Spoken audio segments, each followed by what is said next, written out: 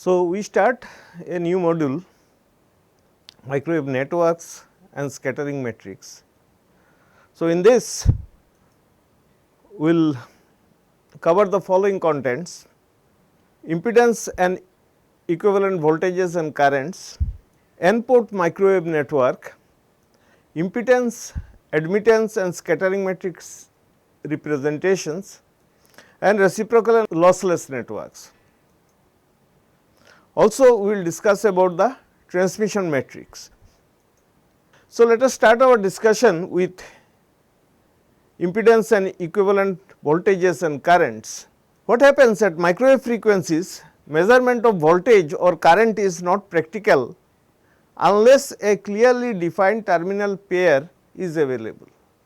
So, this terminal pair we call it a port, and such terminal pair may exist for TEM type lines, that means transverse electromagnetic wave propagation only, but does not exist in a strict sense for non-TEM lines.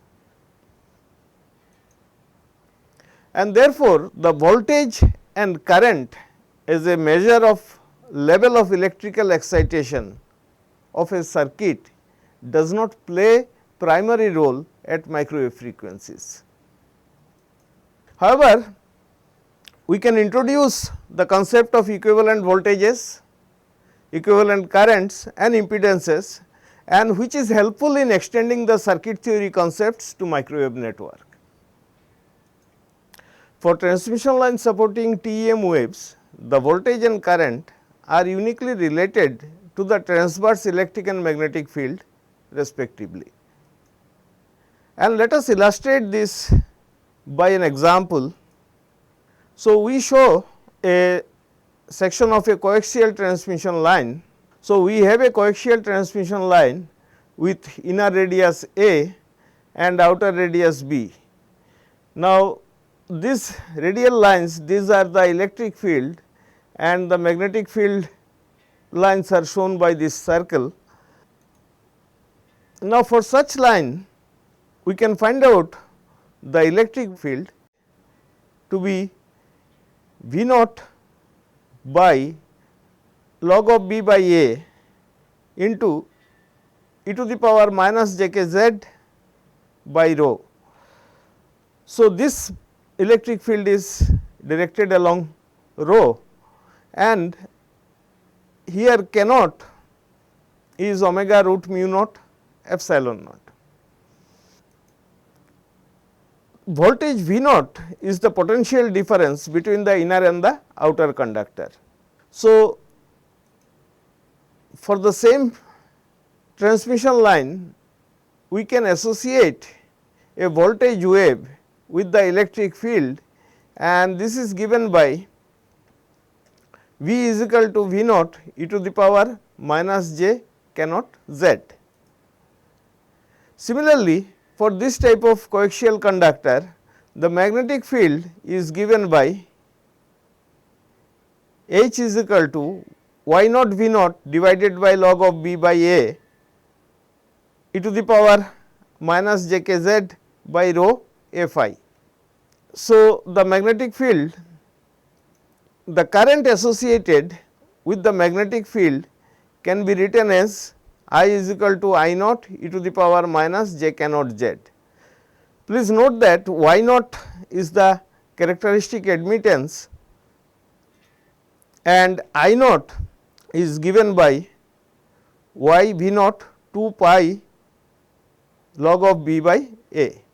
So, once we define these equivalent voltages and currents and relate them to the electric and magnetic fields,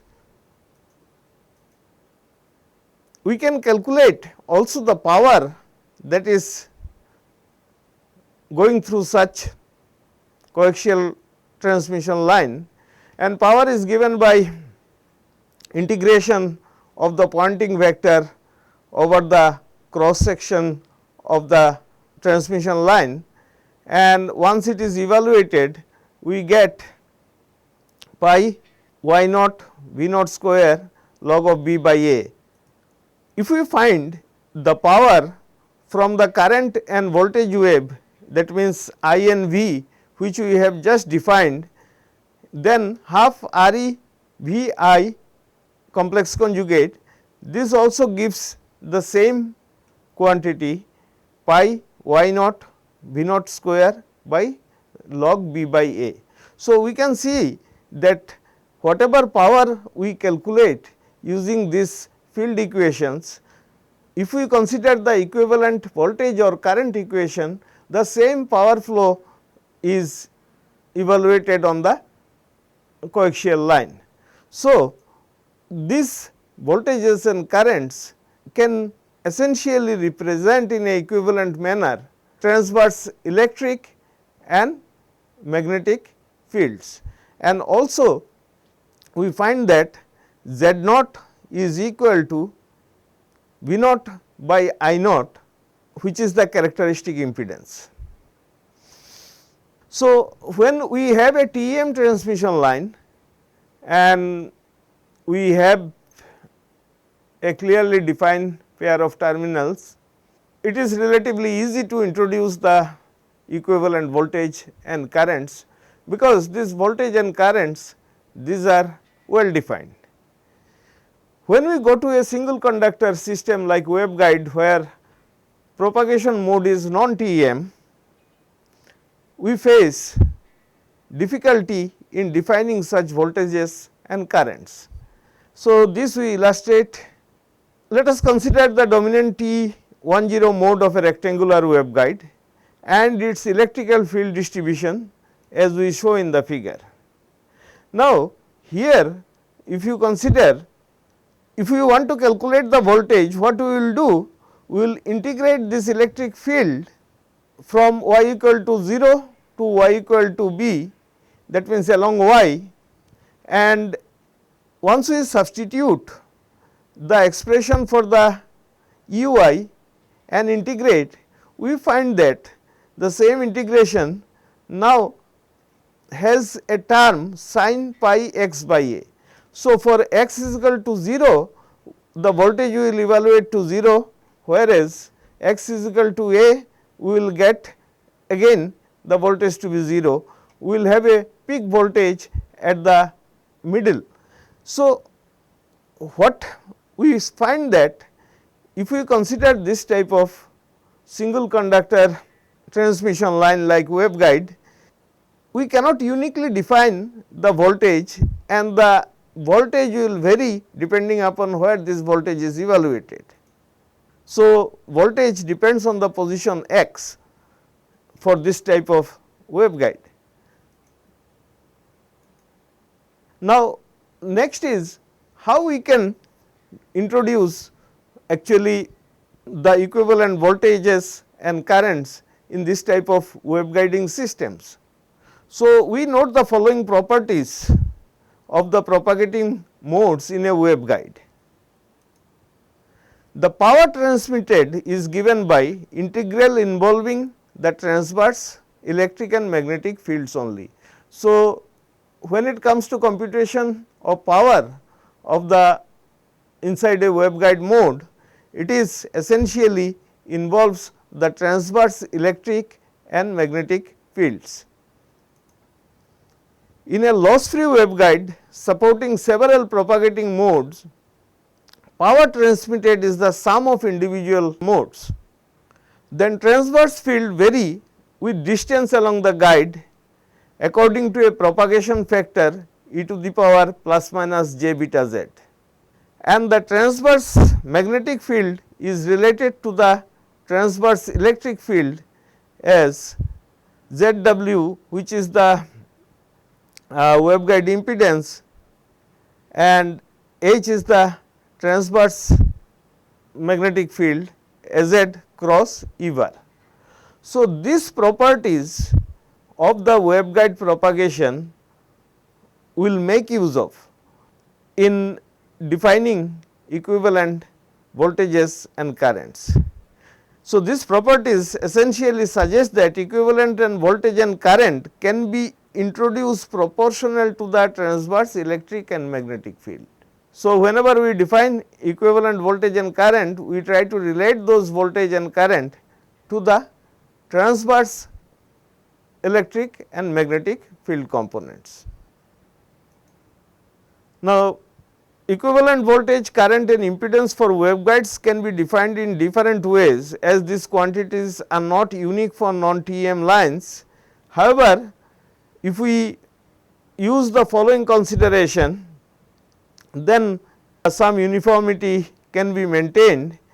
The voltage and current are defined only for particular waveguide mode.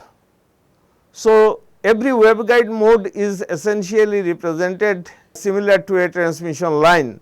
These are defined so that voltage is proportional to the transverse electric field and current is proportional to the transverse magnetic field. Equivalent voltages and currents should be defined in such a way their product gives the power flow of the waveguide mode. So, as we are defining these voltages and currents, equivalent voltages and currents for individual modes, now they are to be introduced in such a manner the voltage and current, when they are taken into computation of power, they will actually correspond to the power flow of that particular waveguide mode. The ratio of voltage to current for a single travelling wave should be equal to the characteristic impedance of the line. Now, impedance may be chosen arbitrarily, but usually selected as equal to the wave impedance of the line. Sometimes Z0 is set equal to ZW, or else it is normalized to unity. So, the equivalent voltage and current waves can be written as Vz is equal to V plus e to the power minus j beta z plus V minus e to the power j beta z, and Iz can be written as I plus e to the power minus j beta z minus I minus e to the power j beta z. And we define the characteristic impedance Z0 to be equal to V plus by I plus or V minus by I minus. And as we have said, Z0 can be made equal to ZW, the wave impedance of the waveguide mode, or it is normalized to unity. Now, let us consider an N-port microwave network. So, this is the schematic of an N-port microwave network. The port may be any type of transmission line or transmission line equivalent of a single propagating mode. So, we can see that if it is a TEM transmission line, we can define this port directly, or if it is a waveguide type port, then we have a transmission line equivalent of a single propagating mode. If the physical port of a network is a waveguide supporting more than one propagating mode, so in many cases it might happen that the single physical port, it is supporting more than one propagating mode. In such cases, the modes can be accounted by considering additional electrical ports. So, we can increase the number of ports accordingly. Now, once we have the equivalent voltages and currents defined, at the nth port we define a terminal plane Tn.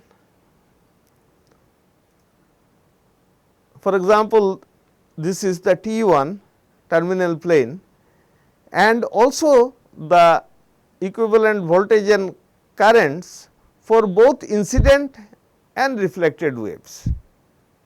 Now, what we do, this terminal plane essentially serves as the phase reference for these waves. So, if we shift the terminal plane, there will be a change of phase, and we can define these terminal planes for each of the ports as shown. and we have this V 1 plus I 1 plus, these are the waves that is going into the network through this port, and V 1 minus and minus I 1 minus, these are the waves which are coming out of the port. And we have already mentioned that these terminal planes are important for providing phase reference for voltage and current phasors. So, this is how we have defined an N port microwave network. Let us now see some practical circuits where this type of multi-port microwave network actually occur. For example, here we show a 2-port network which is essentially a filter, and these two are the ports. Similarly, we can consider a case of a power divider. Here the input signal incident on this port is split between these two ports, so that it divides the power, and it is a 3-port device. Similarly, we consider a waveguide version of a Magic T, which is a 4-port device, and if we consider the microstrip or planar version, this is called a hybrid coupler. So, you can see it also has 4 ports. So, you can see that physical microwave circuits or network will have one or more number of ports, and how we define the voltages and currents in these ports, these are through, if they are TM lines we can directly define, or if they are non TM lines we can always have an equivalent voltage which is related to the transverse electric field, and an equivalent current which is related to the transverse magnetic field components. So, we have at the nth terminal plane V n is equal to V n plus V n minus. So, this is essentially obtained by putting z is equal to 0, and I n becomes equal to I n plus minus I n minus, and the impedance matrix Z of a microwave network relates these voltages and currents. So, for a N port network we can define V 1, V 2, V n, these are the voltages at ports 1, 2 and n, and I 1, I 2, I n, these are the currents at ports 1, 2 and up to n, and these two vectors, they are related by a matrix which is called the impedance matrix Z, Z11, Z12, Z1n, Z21, like that Zij are the entries for this matrix. So, we have in the compact form we can write V is equal to Zi, where V is a vector, Z is a matrix and I is the vector. In the same manner, we can define another matrix which is called the admittance matrix Y. Here I 1, I 2, I n, they are defined as a matrix Y multiplied by the vector voltage vector V. And we can see that Z and Y, they are inverse of each other. Now, how we define these parameters? For example, if we consider Z I I like Z 11, the diagonal elements, Z 11, Z 22, Z 33. So, it is V I by I I, and when I k is equal to 0, k is not equal to I. So, if I go to the definition, for example, Z11 will be V 1 by I 1 when I 2, I 3 up to I n they are all 0.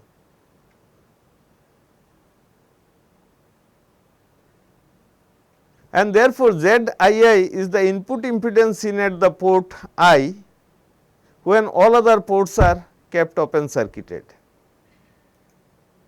Similarly, Z I j is V I by I j and all I k equal to 0 for k not equal to j, and this will give the transfer impedance between port I and j when all other ports are open circuited. So, these Z parameters, these are open circuit parameters. That means, if you are to measure Z11, you will have to keep all other ports other than port 1 open circuited. In the same manner, we can find Y I j, and you can determine by driving port j with voltage V j and short circuiting all other ports and measuring the short circuit current at port I. Now, for a reciprocal network, the impedance and admittance matrix, they are symmetric. That means, we can write Z is equal to Z transpose and Y equal to Y transpose. By reciprocal network, we mean that it will not contain any active devices, ferrites or plasmas, and the if a network contains any of these elements, it cannot be modeled as a reciprocal network. So, we have seen that for a reciprocal network, the Z and Y matrices are symmetric. Let us now consider a lossless network. So, if a network is lossless, then what we can write? We can write that the real part of the average power to be equal to 0. Now, how we can calculate this average power?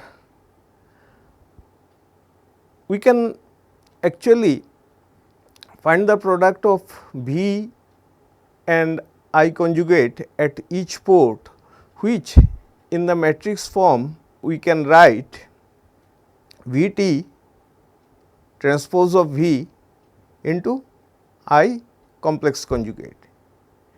And then once we substitute V is equal to Z I, and then using the property of transpose, we can write I transpose, it should be Z transpose, but since Z is symmetric, therefore, we can write I transpose Z I complex conjugate.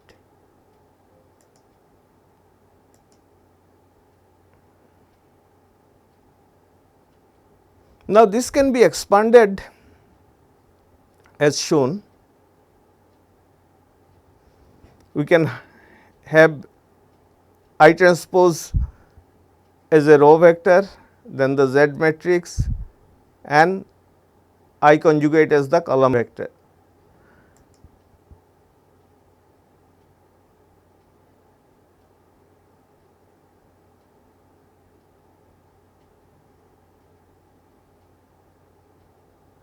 Now, once we find out this product, matrix product, we can put the average power expression in this form, and starting from this form,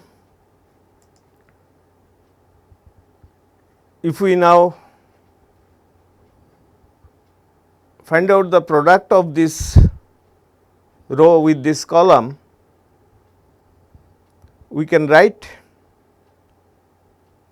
the expression for average power in the form shown, and we can see that each term within this bracket, first bracket, it is one summation, and then it has been multiplied by I 1, I 2. So, we can write P average as a summation of m to n, as a summation of m is equal to 1 to n equal to 1 to n I m z m n I n conjugate.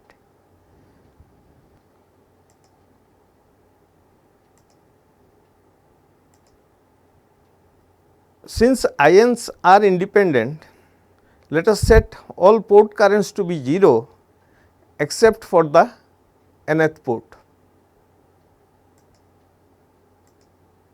Therefore, this essentially, when only one port is excited, this double summation term results into this term I m z n n I n star, and this can be written as mod of I n square real part of z n n is equal to 0, since we have I n not equal to 0. So, we find that real part of z n n is equal to 0.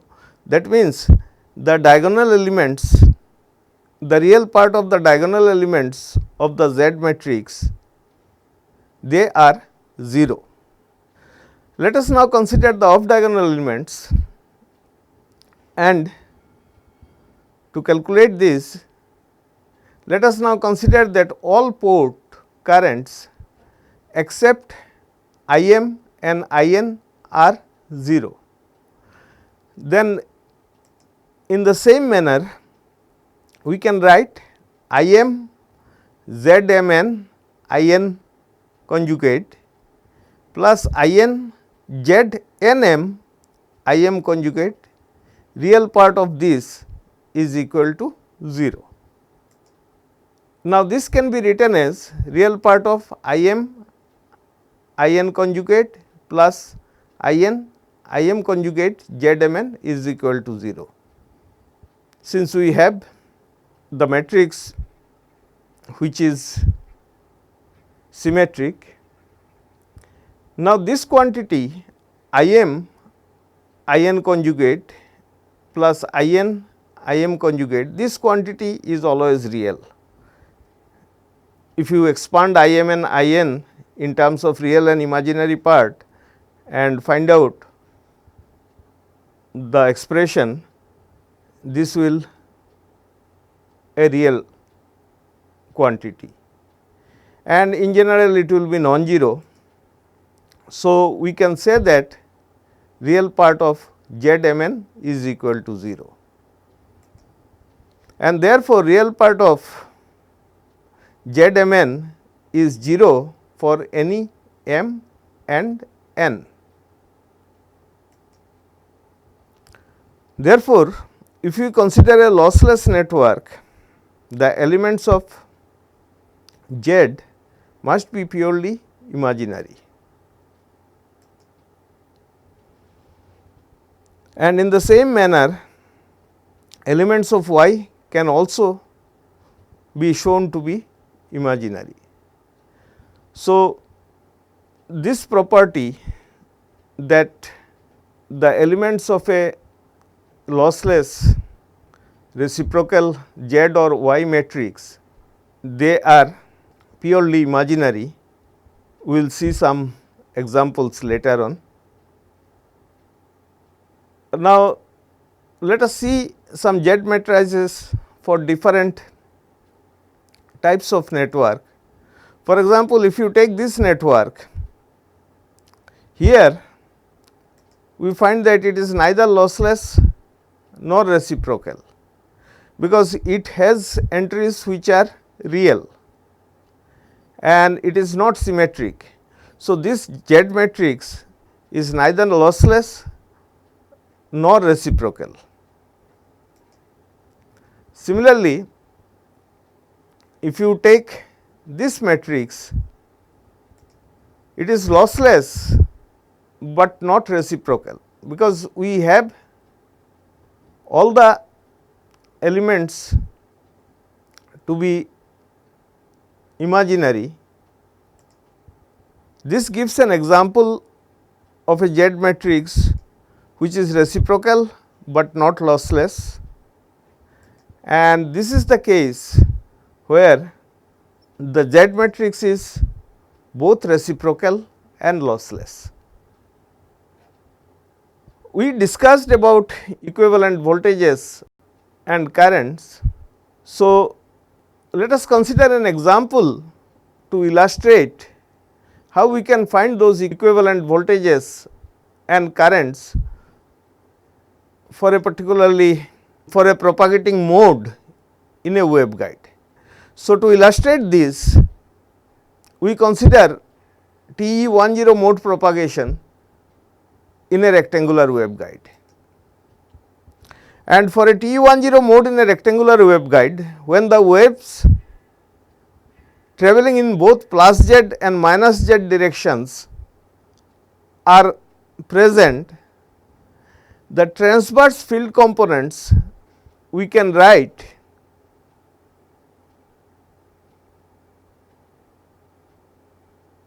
in this form: a plus sin pi x by a, this is the variation of the field component u I, e to the power minus j beta z, and this is the wave travelling in the plus z direction, and a minus sin pi x by a, e to the power j beta z, this gives the wave travelling in the minus z direction. So, we can put it in this form, and we know that the transverse magnetic and electric field components, they are related by this equation. H transverse is Az cross E transverse by ZW, where ZW is the waveguide impedance, and this relation holds when we consider the wave is propagating along Z.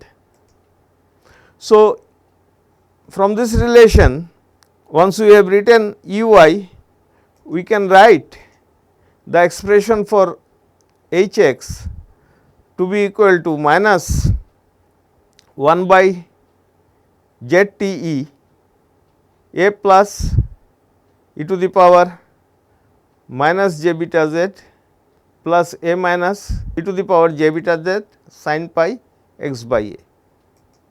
So, the power for the incident wave, let us denote it by P plus, and from this Ui and Hx component we can find this power to half 0 to a 0 to b.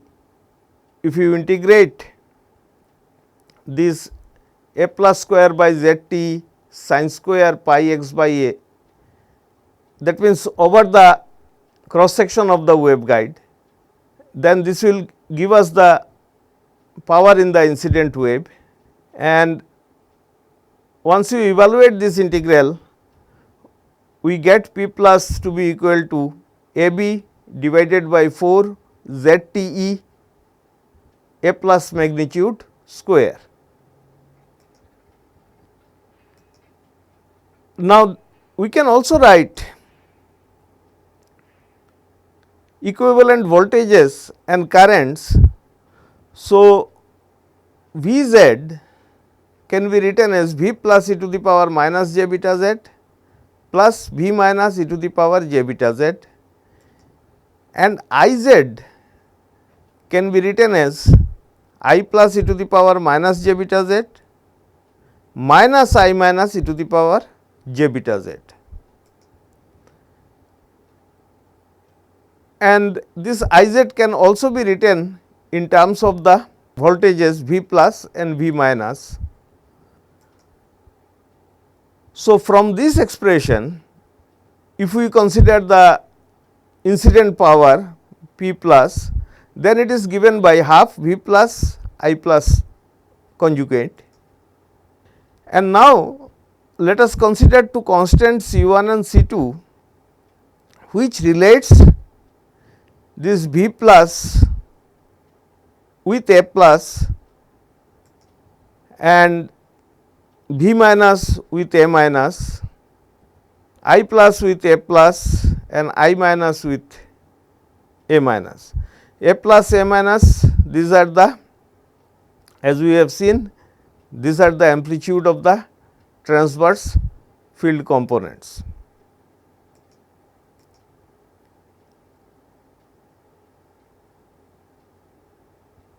Now, we have two expressions for P plus, one evaluated from the fields, another evaluated from the voltage and current, and if we equate these two, then we can write A B by 4 Z T A plus mod square is equal to half V plus I plus conjugate. Now, here what we can now do, we can replace V plus and I plus in terms of C 1 A plus and C 2 A plus. So, if we do that, then this becomes half A plus modulus square C 1 C 2 conjugate. And let us, as we said during our discussion of equivalent voltages and currents, Z naught can be either said to be equal to Z T or it can be normalized to unity. Let us set Z naught equal to Z T. In that case, we have V plus divided by I plus is equal to C 1 by C 2 and equal to Z T. So,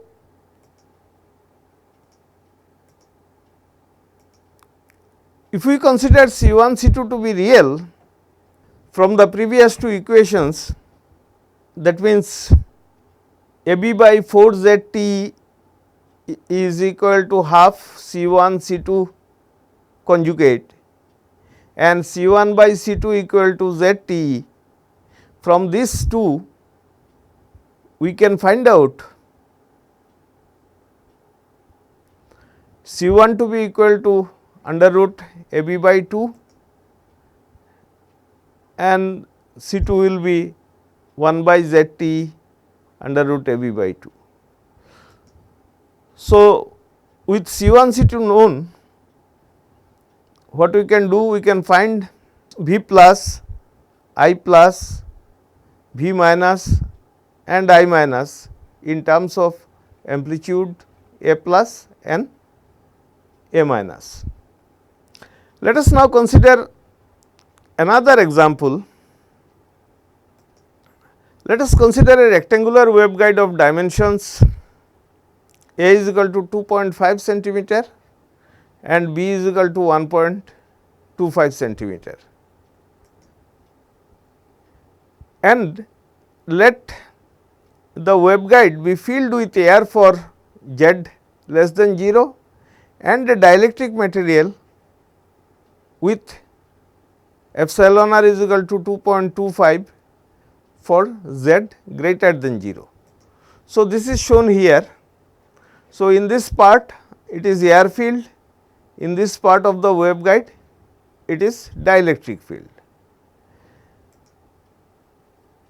Now, let us apply the concept of equivalent transmission line model to compute the reflection coefficient for the TE 10 field incident on the interface from Z less than 0.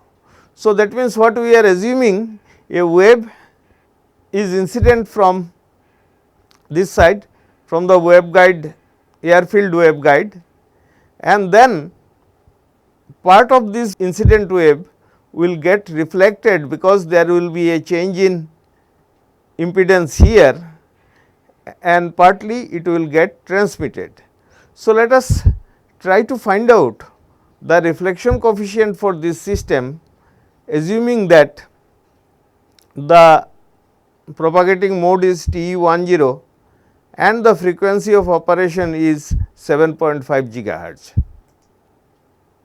Now, for the given guide dimensions, one may verify that at 7.5 gigahertz only TE10 mode propagates in both the portions of the waveguide, and that can be verified by calculating the cutoff frequencies for different modes in both the waveguide.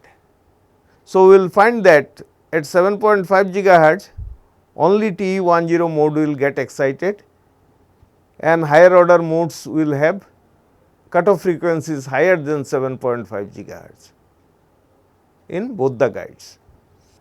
Now, the cutoff wavelength for TE10 mode in a rectangular waveguide, it is given by 2a, and therefore, we can find out the cutoff wave number k c is 2 pi by lambda c, which becomes equal to pi by a, and for the given dimension a, it can be calculated to be 125.66 per meter. Similarly, k naught is 2 pi f root mu naught epsilon naught, and that can be calculated for the given frequency 7.5 gigahertz to be 157.1 per meter. So, once we know k naught, we can find out beta a, the propagation constant in the air filled waveguide, and that will be given by k naught square minus pi by a whole square, and if you substitute the values, you will get the value of beta a to be 94.3.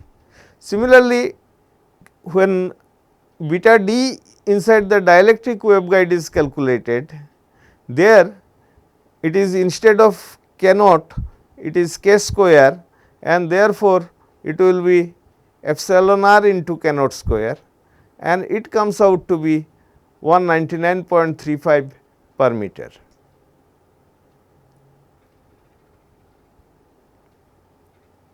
Now, the wave impedance Z naught A for the TE10 mode in the air part of the waveguide, it can be found out to be k naught, eta naught is the intrinsic impedance of the free space divided by beta a, and once these values are substituted, eta naught is 377 ohm. So, it comes out to be 628.1 ohm.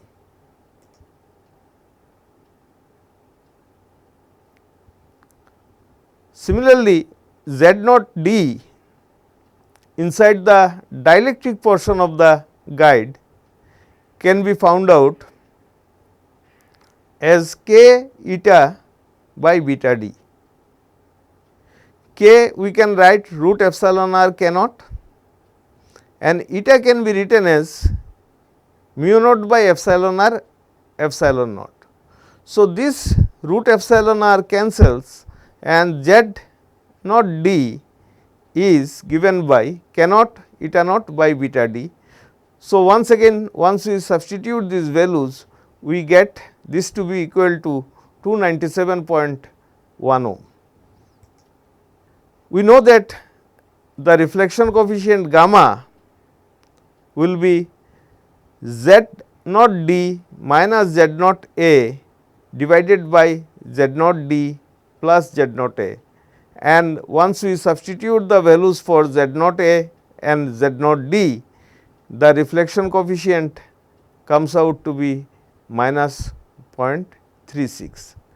So, this is how we can apply the concept of equivalent transmission line voltages and currents for a single propagating mode, and we can calculate the reflection coefficient at the interface of this air and dielectric.